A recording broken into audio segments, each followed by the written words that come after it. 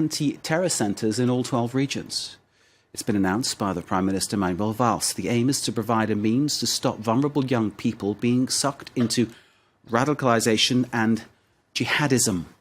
The French government believes nearly 9,300 people in France have been radicalised and are capable of violent actions.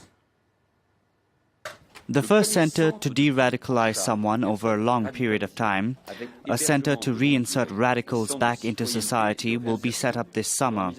The first to be welcomed in these centres could be those who regret their chosen path, and their desire to reinsert back into society will be put to the test. French Prime Minister Manuel Valls speaking a little earlier, announcing these anti-terror centres to be opened across France. Let's bring in for analysis Ricardo Baretsky, who's president of the European Centre for Information Policy and Security. Ricardo, thank you very much for joining us here on France 24. Do you think these anti-terror centres will work? I've got a lot of strong doubts about this. Using strong words such as deradicalisation, what does it all mean?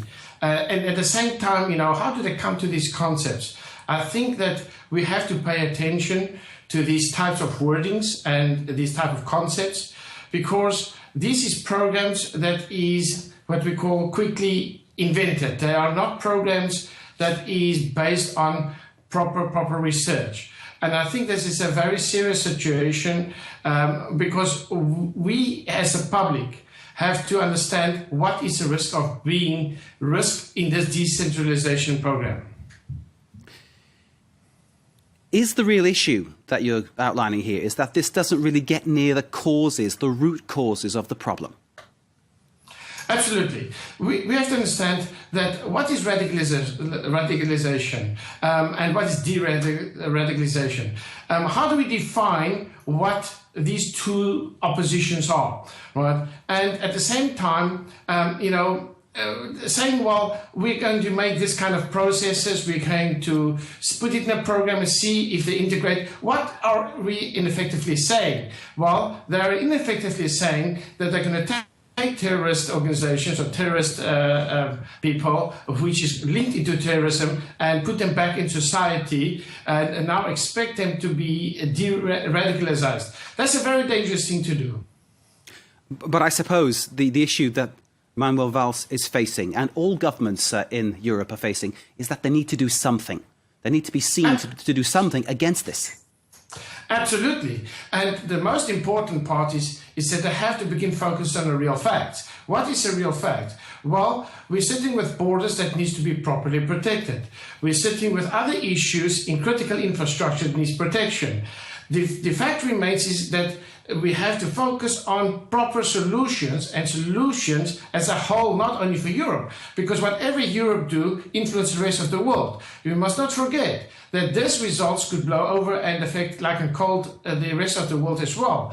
So look at the real fact and focus on the real solutions.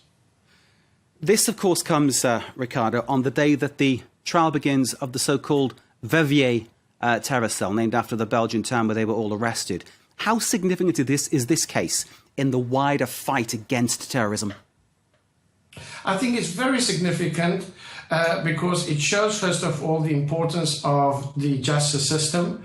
And at the same time, it shows that confidence in public is being restored. But at the same time, we'll have to see where this is going to lead and how it's going to play out. I think that there's a strong probability that everything might not play out exactly like everybody expected to play out. But the important part is here, we have to build public trust and public confidence in their safety. If the public don't trust, then there's a problem. Ricardo Baretsky, we need to leave it there. Thank you very much indeed for joining us, President of the European Centre for Information Policy and Security. Thank you, sir, very much indeed. Ricardo Baretsky there joining us from Brussels.